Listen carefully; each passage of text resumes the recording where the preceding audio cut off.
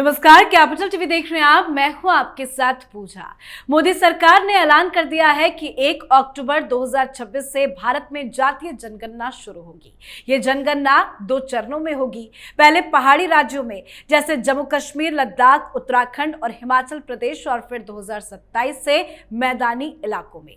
लेकिन जैसे ही इसकी तारीखों की घोषणा की गई, कांग्रेस की झूठी क्रेडिट पॉलिटिक्स फिर से शुरू हो गई। कांग्रेस ने दावा ठोक दिया कि ये तो राहुल गांधी के दबाव का नतीजा है। अब जरा सोचिए, जिस पार्टी ने खुद अपने कार्यकाल में कभी जातीय जनगणना की पहल नहीं की, जो हर बार बहाने बनाकर इसे टालती रही, आज वही पार्टी इसके लिए श्रेय मांग रही है। सच्चाई ये है कि मोदी सरकार ने यह कदम किसी दबाव में नहीं, बल्कि सामाजिक न्याय और राष्ट्रहित की दृष्टि से उठाया है। और सबसे मजेदार बात, इस घोषणा के बाद कांग्रेस में भीतर घात और गुटबाजी तेज हो गई है।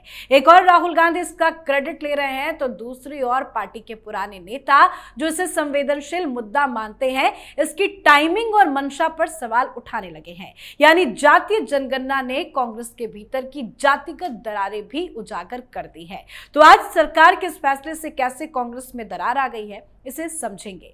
चर्चा के लिए मेरे साथ स्टूडियो में मौजूद हैं कैपिटल टीवी के editor in chief doctor Manish Kumar. Doctor साहब, बहुत बहुत स्वागत है आपका। धन्यवाद। सरकार ने तो अब तारीख की भी घोषणा कर दी है, लेकिन इस फैसले से कांग्रेस पार्टी के अंदर क्या चल रहा है? देखिए, there is a problem with Congress party.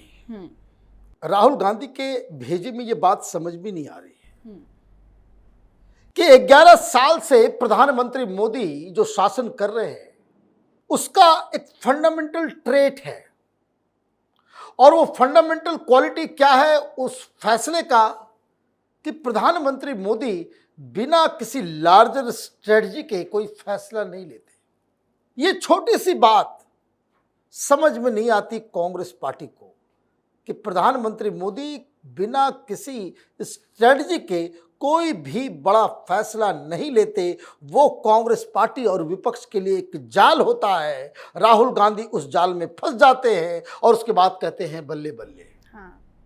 बल्ले बल्ले क्या हुआ है? जातीय जनगणना उससे कोई पहाड़ नहीं गिरने वाला। भाई, आप चुनाव के बाद, चुनाव के दौरान टेलीविजन चैनल आप लोग देखते हैं, सर्वे भी देखते हैं, इतना परसेंट इतनी जाती, इतना परसेंट इतनी जाती। पूरा जितना एनालिस्ट है देश में, ये सारे लोग कास्ट एनालिसिस ही करते हैं। कोई खास डिफरेंस नहीं है। बिहार में हुआ ना, बिहार में एक क्या होता है, साइंटिफिक रिसर्च में क्या होता है, एक केस स्टडी। तो Bihar is a case study जी, जहां कास्ट पॉलिटिक्स सबसे ज्यादा होती है। कास्ट के नाम पे ही पॉलिटिकल पार्टीज बनती है।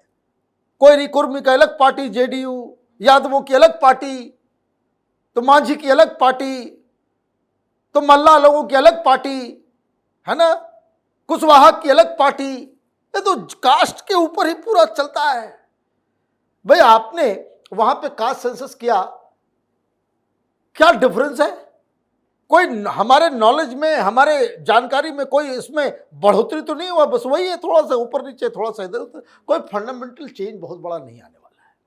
लेकिन आपने जिस तरीके से एक्सीलेटर दबाया और उसको आपके पीछे की राजनीति को समझते हुए प्रधानमंत्री मोदी ने जो ऐसा फैसला ले लिया कि कांग्रेस पार्टी अंदर ही टूट फूट के विखंडित हो गई।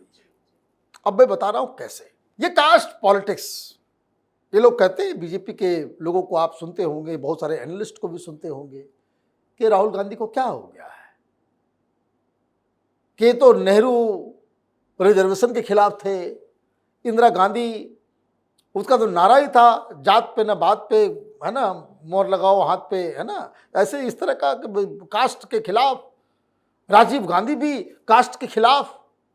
लेकिन कांग्रेस पार्टी खंड खंड विखंड ऐसे होने लग गई जब हिंदुस्तान में राम मंदिर के नाम पे भारतीय जनता पार्टी ने आंदोलन किया।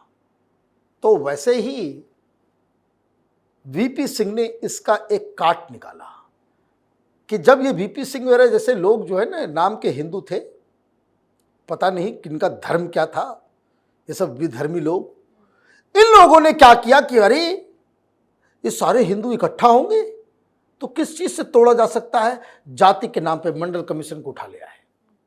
तो मंडल कमीशन को ले आए तो ये मंडल कमीशन के बाद जो है मंडल वर्सेस कमंडल यही चालू हो गया और हिंदू समाज बिखर गया। अलग अलग जाति के लीडर पैदा हो गए। बिहार में रामविलास पासवान पैदा हो गए, तो लालू यादव पैदा हो गए, मुलायम सिंह पैदा हो गई, काशीराम पैदा हो गए, और इस तरीके से आप देखिए कि कास्ट पॉलिटिक्स हर जगह जी। और उसमें करीब 2 दशक तक हिंदू इकट्ठा नहीं हुआ, तो इन लोगों को लगा कि भाई इसका एक ही तरीका है बीजेपी को हराने का, रोकने का, कि कास्ट पॉलिटिक्स करो। अब 2014 पे आते हैं। 2014 के बाद से ये राम मंदिर के नाम पे और ऐसे भी ये कुंभ और ये सारी चीजें जो होती है, हिंदू समाज थोड़ा जागृत हो गया, हिंदू यूनाइटेड हो रहा है, जातियां वो जो दीवार थी वो टूट रही हैं। तो राहुल गांधी को किसी ने, जेएनयू के प्रोफेसर ने समझा दिया कि भाई साहब अगर चुनाव जीतना है तो ये कास्ट पे ही आना पड़ेगा। ठीक, तो ये जाति जाति जाति है ना, तो जहां खड़े होते हैं जाति जाति जाति चालू हो गए राहुल गांधी। इधर तो कंपार्टमेंट खाली है। अब सवाल ये है कि उस समय तो आपने जाति जाति की 90s के अंदर में बीजेपी की सरकार नहीं थी, अभी बीजेपी की सरकार है। तो प्रधानमंत्री, जैसे मैंने कहा, आर्टिकल 370 हो, डीमोनेटाइजेशन हो, चाहे राम मंदिर का मसला हो, चाहे वो ट्रिपल तलाक हो, चाहे ये वक्फ हो, यह अचानक से जोर इसलिए पड़ा क्योंकि वक्फ के ऊपर एक हिंदुओं को यूनाइट कर रहा था ये फोर्स। कुंभ की वजह से सब कुछ यूनाइट हो रहा था, राम मंदिर की वजह से सब लोग, ये एक्सप्लिसिट नहीं होता है लेकिन सामाजिक तौर पे घर परिवार के अंदर लोग बातचीत करते हैं, वो हिंदू होने का एक गर्वान्वित महसूस होने लगा। इन लोगों ने कहा कि भाई कास्ट लाओ, तो कास्ट शुरू हो गया। अब दिक्कत यह है कि वीपी सिंह बनने की कोशिश के चक्कर में ये केजरीवाल भी नहीं बन पाएंगे। अब कारण मैं बता रहा हूं, अब क्यों। अब जैसे ही आपने, प्रधानमंत्री मोदी ने कहा, सोचा कि भाई अच्छा ये कास्ट कर रहा है, चलो एक काम करते हैं, ट्रॉफी ही लेकर के भाग जाते हैं कि हम कास्ट सेंसस कराएंगे, कास्ट सेंसस कराएंगे, कास्ट सेंसस कराएंगे। तो मोदी जी ने कहा कि लो भाई मैं ही करा देता हूं। अभी तो 2025 चल रहा है, 2027 में होगा, रिजल्ट आते आते 2029 क्रॉस कर जाएगा। आप ये भी नहीं कह पाओगे मैं कास्ट सेंसस नहीं करवाया, वो हो रहा है। फिर उसके बाद पॉलिसी आएगी 2000। अभी कह रही है वैसे कांग्रेस पार्टी की ये जो टाइमलाइन है वो डेडलाइन है। अरे भाई डेडलाइन तो वो होगा ही। आपको क्या लगा, आपके हिसाब के, आपके डर से नहीं, अरे आपकी मूर्खता की वजह से आपको ट्रैप किया जा रहा है, आपको समझ में नहीं आ रहा। फंस गई इसमें कांग्रेस पूरी तरीके से। अब हुआ ये कि अब आपने, जैसे ही सरकार ने घोषणा की भाई कास्ट सेंसस करवाएंगे, अब पहला मिस्टेक देखिए, राहुल गांधी की वजह से, राहुल गांधी की वजह से, राहुल गांधी की वजह से। मुझे एक बात कोई बता दे, ये 19 पार्टी है इस इंडी गठबंधन में, किसी एक पार्टी के लीडर ने ये कहा हो कि राहुल गांधी की वजह से कास्ट सेंसस हो रहा है? क्यों? यही कैच है जिसको समझना है। क्योंकि ये जो इंडी गठबंधन है, इसमें तो वही ओबीसी की ही पार्टियां हैं, वही लालू, वही मुलायम, वही सारे लोग आपको फ्रीडम दे देंगे। कास्ट सेंसस का विरोध कर रही ममता बनर्जी है ना, कास्ट सेंसस का विरोध कर रही ममता बनर्जी, कास्ट सेंसस का विरोध कर रहा है डीएमके, कास्ट सेंसस का विरोध कर रहा है भाई शिवसेना, उद्धव ठाकरे, ये सारे लोग उसके साथ नहीं है। लेकिन आपने क्या किया? राहुल गांधी, राहुल गांधी, राहुल गांधी, ये बिना समझे हुए कि जितना आप कास्ट करोगे। क्यों कर रहे हो? क्योंकि आपको लगता है कि 50% ओबीसी जो 90s के पहले कांग्रेस का वोटर थी उसको वापस लेकर के आना है। ये तो चला गया आपके ही गठबंधन के लोगों के पास। अब आप यूपी में जाके अखिलेश यादव से बड़ा ओबीसी लीडर बनोगे? नहीं। हाँ, ये क्या मूर्खता है भाई। आप बिहार में जाकर के ओबीसी करोगे और लड़ किससे रहे हो? आजाद भारत का सबसे बड़ा ओबीसी लीडर प्रधानमंत्री बैठा हुआ है वहां पे। ये कोई अपर कास्ट के व्यक्ति नहीं है। आप ओबीसी का कार्ड दिखा रहे हो हिंदुस्तान के अब तक के सबसे बड़े ओबीसी लीडर के चेहरे पे, तो वो तो मुस्कुराएगा ही। वो तो बच्चों की तरह उसको खिला, राहुल गांधी को वो टहला भटका रहे हैं। अब ये जो ओबीसी इन्होंने कर दिया, अब ये जो कास्ट सेंसस हो गया, तो एक तो आपने प्रधानमंत्री मोदी ने कांग्रेस पार्टी को अलग थलग कर दिया अपने गठबंधन में। और पार्टी के अंदर क्या हो रहा है, आपने अपने इंट्रोडक्शन में हिंट किया। अब पार्टी के अंदर, अब जैसे कि एग्जाम्पल दे देता हूं मैं, बिहार जी, कल खबर आई कि भाई वो भोपाल भी अभी गए थे, अभी हरियाणा होकर के आए, और हर जगह राहुल गांधी कह रहे हैं कि संगठन में बदलाव करें। कल बिहार भी जा रहे हैं। हाँ, बिहार में अभी जा रहे हैं, संगठन में बदलाव करेंगे। क्या बदलाव करेंगे? अपर कास्ट को आउट करेंगे, डिस्ट्रिक्ट प्रेसिडेंट सब जो है ओबीसी, दलित, मुसलमान, है ना। ये ट्रेड किसका है?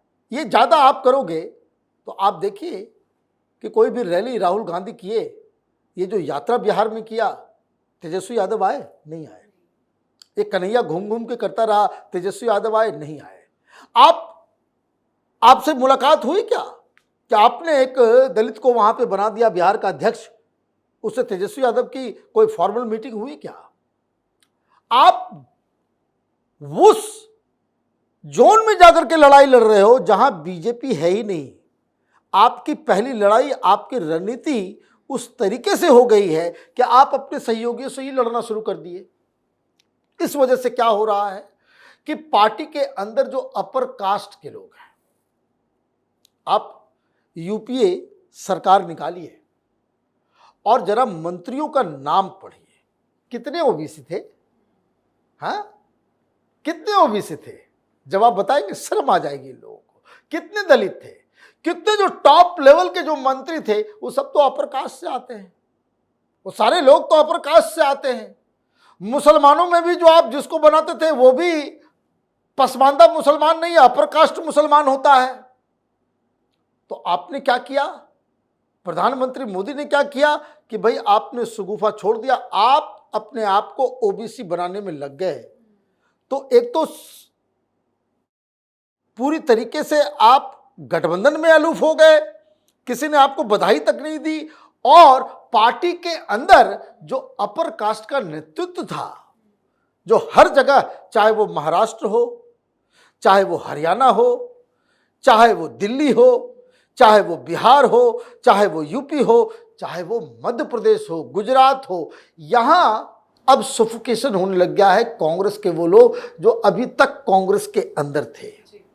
मतलब प्रधानमंत्री मोदी ने आपके ही हथियार का इस्तेमाल आपके खिलाफ कर दिया, और राहुल गांधी को अभी तक ये समझ में नहीं आ रहा कि राहुल गांधी प्रधानमंत्री मोदी के इस जाल में फंस के बैठे हुए हैं और वहां वो नाच रहे हैं कि हम तो जीत गए, और उनके आसपास के लोग। और मैं आपको एक बात बता दूं, कास्ट पॉलिटिक्स बिहार में सबसे ज्यादा, बिहार का चुनाव हो रहा है, बिहार का चुनाव हो रहा है, ये चुनाव के नतीजों से ही तय हो जाएगा कि कांग्रेस पार्टी की स्थिति इस कास्ट सेंसस से बेहतर हुई है या बदतर हुई। जी, बहुत बहुत धन्यवाद सर समझाने के लिए। धन्यवाद।